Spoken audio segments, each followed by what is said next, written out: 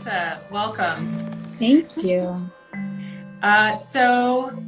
This is our sixth in our Busch Hall Conversations series. And for those of you who've seen some of our previous conversations, you'll know that Lauren Hansen and I started Busch Hall in February in order to reimagine art and identity through the lens of the Busch-Reisinger Museum.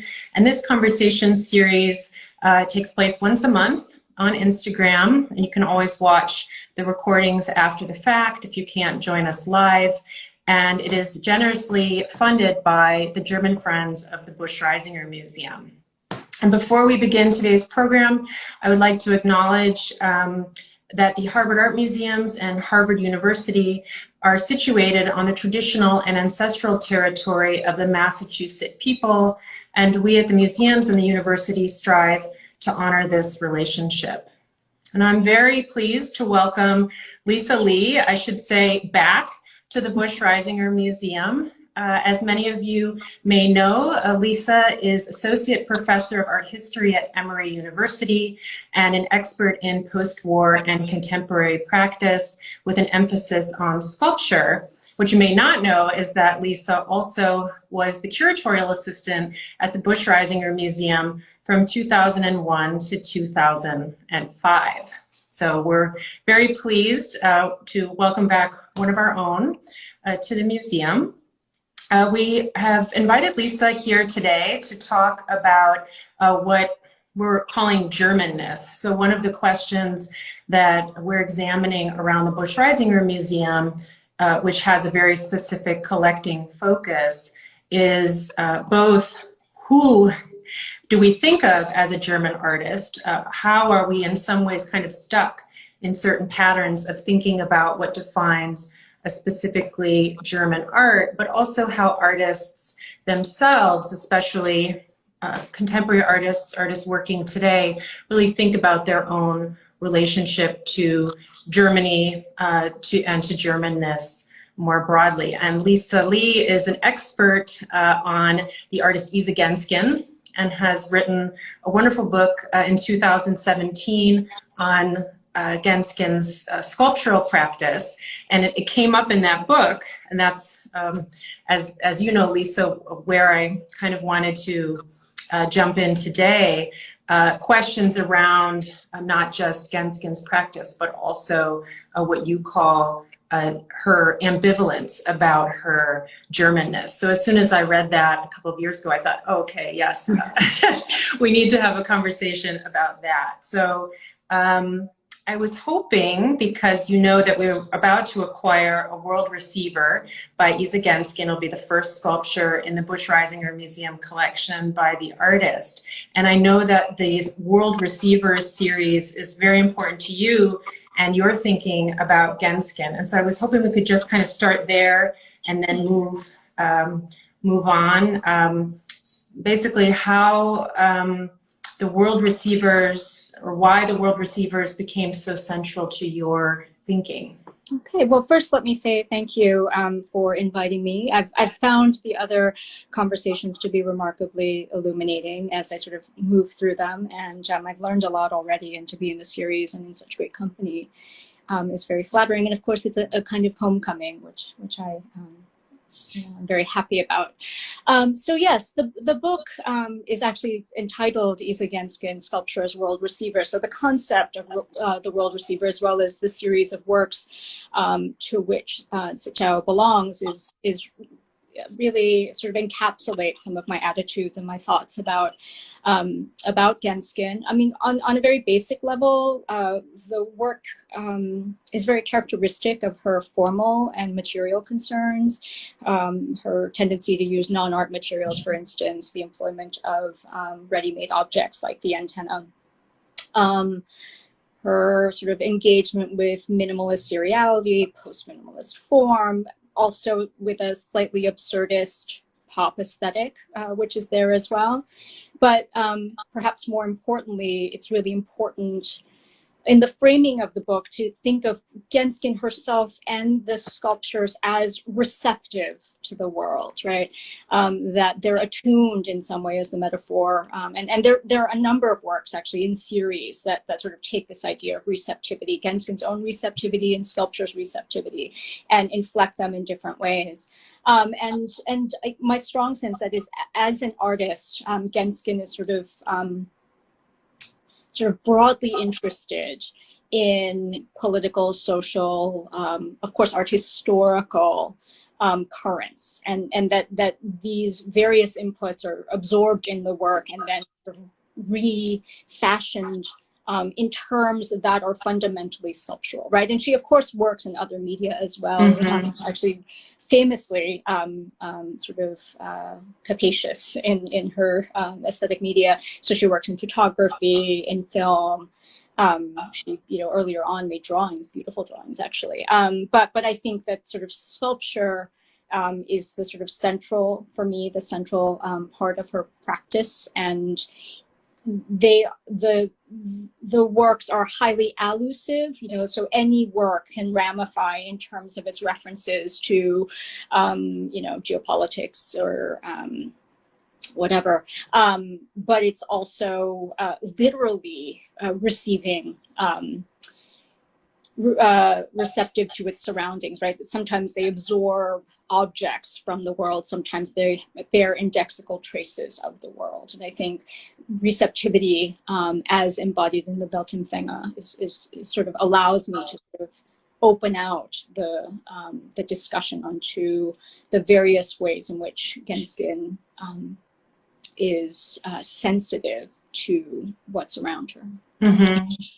Yeah, I mean, it was something, it's obviously, I'm going to do a little plug, but it's right on the cover of the book. And in some ways it invites, that was one of the reasons for thinking, we have a drawing from the series Basic Research in the collection. And when I thought, okay, what is a work that could embody this, incredibly diverse practice? I landed on the World Receiver because it did, as you were saying, it feels like you can enter the work in a broader way, or teach Genzken, let's say, even in a work that's of a moderately small scale compared to some of the larger series, like the windows that are also made of concrete, which are of course incredible and incredibly difficult to acquire with museum budgets these days. So you mentioned something about also not just the receptivity of the work, but how she's kind of receiving kind of all of these different strains in her practice. And one of those really does seem to also be architectural. Of course, thinking about concrete, and I've come across a lot of concrete as a Germannist in sculpture. So given your focus on sculpture as well, is that how do you think about concrete and some of those architectural references in her work? She's always, the alignment of sculpture and architecture has always been quite close, right? And concrete is significant insofar as there's really no, apart from the post-war moment, there isn't previously a kind of art application for concrete. It's really associated with urban, practical, functional kinds of infrastructure. So I think it's significant insofar as it sheds a lot of the kind of baggage of art materials. But it's also, of course, highly referential, right? So to building, to architecture, but also to specific uses of concrete in the post-war. And you mentioned the sort of reconstruction, the moment of reconstruction. And so it's associated with how Germany rebuilds in a kind of very physical way in the many decades after the war, and the models of architecture that are adopted, and the materials and the means. And Genzken is always thinking about space and place and how that's shaped, right? These are, again, fundamentally sculptural concerns, but also fundamentally architectural concerns. And she uses concrete also in ways that bespeak, I mean, she builds these molds for them, right? And so they already have that kind of indexical relationship to their molds, right? All of her concrete works are unique. They're not cast in that serial fashion, but they sort of are engaged with, on the one hand, the kind of, what's the word? The modular kinds of architecture that are being produced with concrete as a central component, and yet using it in a highly artistic way. So she's able to sort of reflect and on the one, sort of, again, be very referential, but also innovate in the way that she's using the material. And for me, it relates, as I said, to architecture and post-war public housing in particular, as well as to advanced uses, sort of avant-garde uses of concrete, right? There are any number of architects that one might think of. And then finally, I think it's unavoidable to also think about the Berlin Wall as the sort of monument using that material in prefabricated form. So I think there are various reasons, artistic and then also extra artistic, that allow the material to sort of speak to her. And it's interesting you mentioned, how she's attuned to architecture, but also to place. And it kind of comes up in some of the interviews that she's done, her distinctions between not even just the architecture in Germany of the immediate post-war period, but even her criticisms of more recent architecture in Germany, like Potsdamer Platz in Berlin. And the counter to that is always New York. And there is like a very special relationship between Genzken and New York. And, she goes there, right, as a 21-year-old. And I was curious, because I see all of those very German references to concrete. I start to think about, Wolf Hostel, or, we recently acquired a wonderful photograph by Hans Christian Schink of the Autobahn structures, right? And art historian writing on him has referred to that sort of the post-war reunification as poured into concrete, right? So there's this kind of, but, is not New York City also awash in concrete? I mean, there seems to be, like, what I'm driving at, I guess, is, do we tend to think about Genzken differently than, say, other German artists because she has spent this time in New York, because New York is such a reference point? Are we reading into the work and its relationship to concrete, a German reading that's maybe not there? I don't know. I think it's absolutely, I mean, I would say that it's absolutely there. And the concrete, of course, is not specifically German, right? But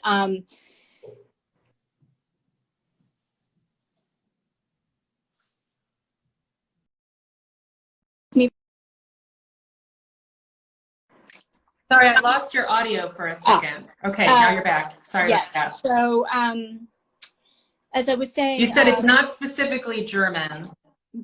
Or it need not be, right? Because of course it's a material that is ubiquitous, and its ubiquity is part of what she's interested in. But one also wants to think about when she's producing these works, right? So the concrete works are being produced in the late 80s to about 1990, right? So right around this moment of reunification. And the works that reflect New York and the kind of her interpretation, and you're absolutely right, in some ways in her imagination, they're counterposed, but they're also sort of wedded to each other. And they serve as in some sort of dynamic way to facilitate the production of works, right? But the pieces that she produces that are most emblematic of her interpretation of New York are not about the New York of concrete, but the New York of the constantly shifting awnings, displays, the sort of New York, the Times Square version of New York. And it's about how these specific cities animate her imagination, the kind of possibilities they propose, what she observes about them. So I mean, on some level, Potsdamer Platz may not seem all that different from Times Square, but I think in her perception, there's a kind of vitality, and maybe, I mean, it's definitely clouded in a kind of romance. Like, let's say that her love for New York is definitely inflected by a kind of myth. She's not the only one who has it, right?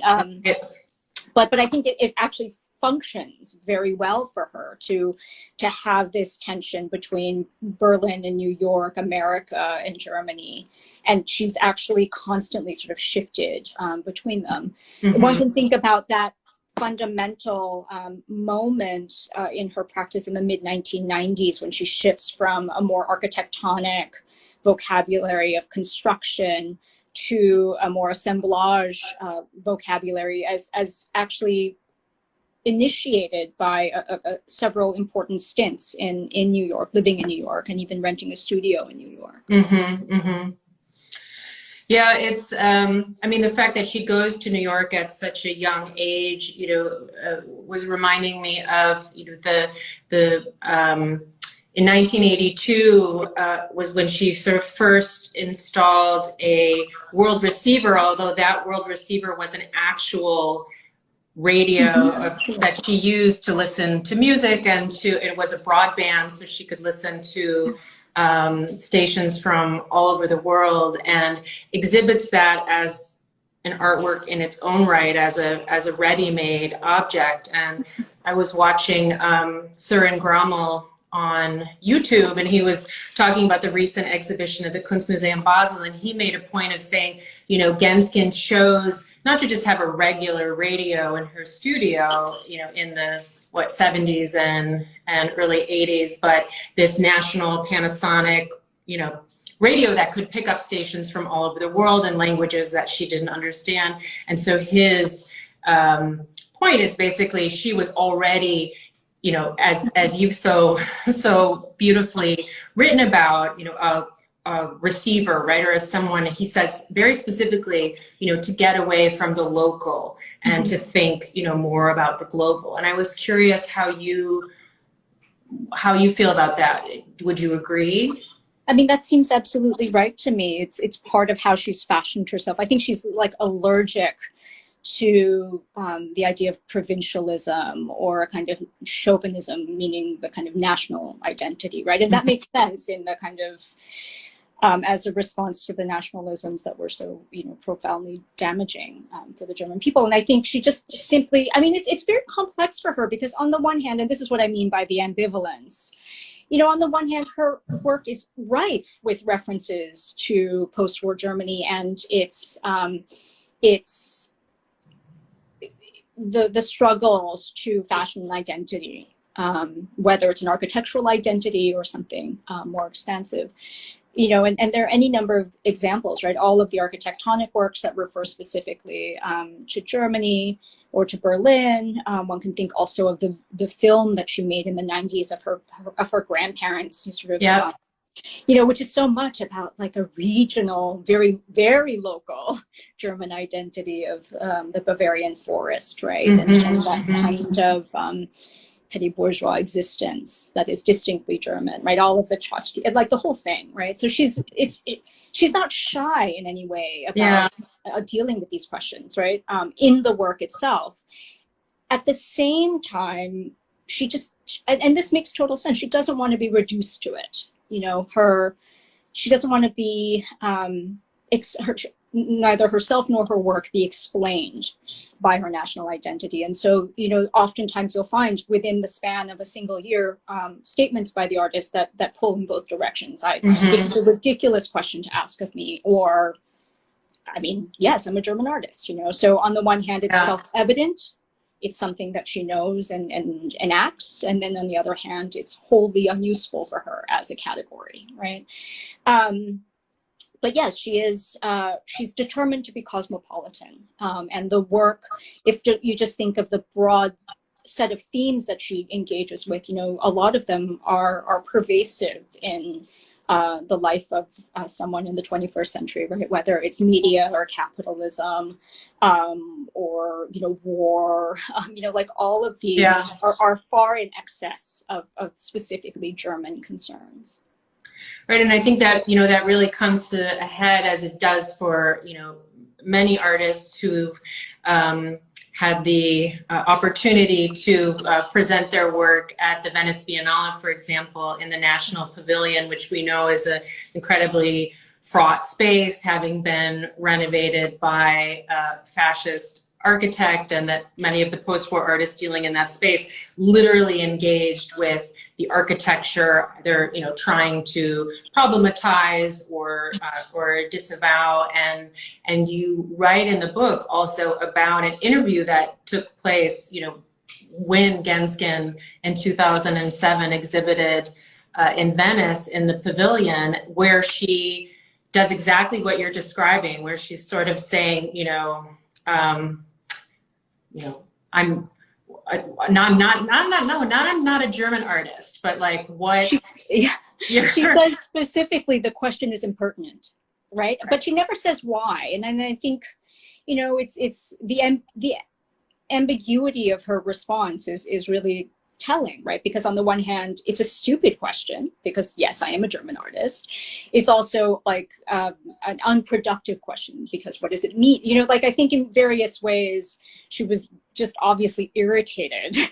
Well, I hope for us at the Busch-Reisinger it's not a wholly an important or sort of ridiculous question, impertinent question, because, you know, that's exactly sort of the challenge, right? Is to say, okay, we've defined ourselves by this sort of national or geographic or language-based kind of idea around, you know, what was initially the Germanic.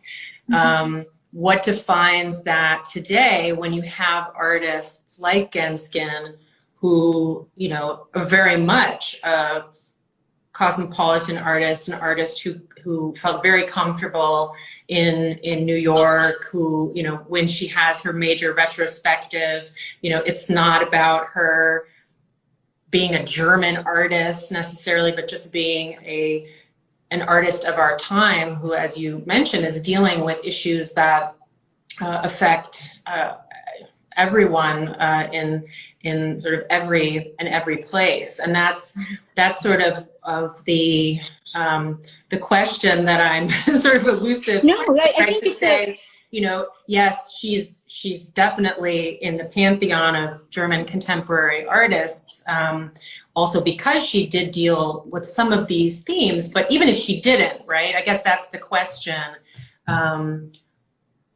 It does seem that we are, with German contemporary artists, always looking for, you know, and I think that's what that interviewer, right, what he or she was looking for, right, was how to define that when her installation at the Biennale was dealing with, you know, global capitalism and, you know, oil and, you know, issues that affect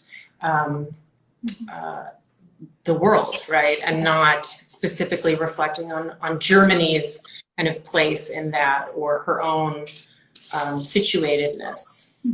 Yeah, it is absolutely, I think, a central question for her. But I think what I'm interested in is her unease, right? Her inability to, or her unwillingness to entertain it in that moment. You know, with Genzken, I think one imagines that in a different mood, in a different context, she might speak very freely, right? Yeah. And the interviewer in that case was the commissioner, the curator of the German Pavilion, and the interview was published actually in the catalog, I think. In any case, I think the particular burden of having to create something for that for that context put more pressure on this question. But I do think the ambivalence is precisely what's interesting. I think in the very complicated way that you're trying to tackle it as a curator of the Busch as well. Well, and that's why, also looking at the history of the museum, right? It's this very sort of, this kind of idea of shifting identities, right? As this kind of constant reinvention necessitated by, the political situation, the changes even in how German art was received or thought about in the United States. And, when I began this work, over 10 years ago, the question was, well, why do we, people would say to me like, well, why a Busch-Reisinger Museum in, 2011 when we've got, Kippenberger and Genzken and Richter and, all of these artists with major exhibitions in the United States. And so it seems actually this is the question, right? The unease is the question. And I'm thrilled to be having this conversation with you about Genzken specifically. Before we go, I want to ask, because I've asked that of a number of our other guests as well, and we're thinking about art and identity, and also, our role as art historians or curators in actually bringing this work to bear on students today or an American audience in both of our cases. What drew you initially to the work of post-war German artists? And I would say, or to Genzken in particular. Like with so many things, it's partly chance, and then chance, becomes destiny, if you will. So I studied, I got my undergraduate degree in art history at Bryn Mawr College, and I had as a professor Lisa Saltzman, who in her first book, provided a really important reading of Anselm Kiefer. And so in my undergraduate art history education, I probably received more of a grounding in German post-war art than the average art history curriculum would typically provide, right? And that really laid the groundwork. And I got a sense, even as an undergraduate, that the work being produced was deeply consequential, which is to say that the issues that it grappled with were supremely important, right? Ethically, morally, politically. And that intrigued me. And then my first job out of undergraduate was actually at the Busch-Reisinger. And then that'll do it then, I guess. Yeah. Right, and day in and day out as the curatorial assistant, I was with the collection, which, is an education that one cannot buy, right? That is just, I was looking at, not only the things on display, but all the other things that no one wants to look at, right? And that can be very informative of sort of a bigger picture. But very important was, vis-a-vis Genzken, was an exhibition, a collections exhibition that Laura Muir put together in the early 2000s that was called Basic Research, titled after the work on paper. And one of the objects on that we had on loan at the time was a architectonic concrete work. Was that the Speakerman collection show, I think? Well, no, never mind. No, it was a collection. It was a collection show. Yeah. And the title of which was taken from the work on paper, which wasn't actually shown in the gallery. But this concrete work, it was the first time I had really seen her work, right? Because at that point, it wasn't very well represented in US collections. Right. And the effect on me was profound because of its sculptural intelligence. Like it was of course intellectual, but deeply physical for me to engage that work. Its lightness, its heaviness, its mass, its architectonic qualities. And years later in graduate school, as I was still sort of formulating what I wanted to work on, I knew it was sculpture, I knew it was, architecture, publicness, sort of everything came together. But that was the sort of formative moment for me. Those are the formative moments that sort of led me to where I am. I mean, my next project isn't on German art, but I still think of it as one of the sort of anchoring aspects of my scholarship. Well, we're glad. We're glad for it, and look forward also to your next project, which will you tell us what that is about? although not German specific? It's on the early work of Thomas Hirschhorn, so Swiss born, though he's been based in Paris for many decades, and actually not on sculpture, but on the sort of development of his current practice out of his training in graphic design. So I've sort of followed my interests in a slightly different direction, though it's not unrelated, because Hirschhorn's training in graphic design was in the sort of Swiss school. Yeah. And it's very much in reaction against that very rigid and sort of formal education that he received at the Kunstgewerbeschule in Zurich, that he then becomes the Hirschhorn that we know today, know and love today. Indeed. Well, thank you. We look forward to that, and to everything else that we see and hear from you in the future. And I want to thank you so much, Lisa, for joining us today on Busch Hall, and for this incredible conversation. And take good care. Have a great start to the semester tomorrow. Thank you so much, Lynette. Take good care. Bye-bye. Bye.